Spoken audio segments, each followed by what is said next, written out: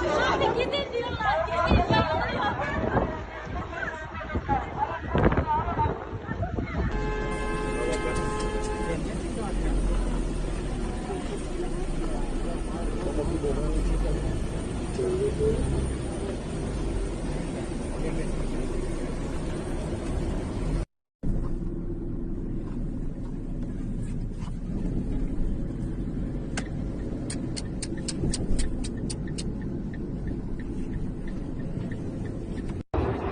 Arkadaşlar tam karşımdaki eve maalesef evlere sıçradı.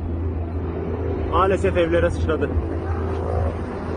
Manavgat Çakaldere'sin Manavgat istikametine giden yoldaki evlere maalesef sıçradı arkadaşlar.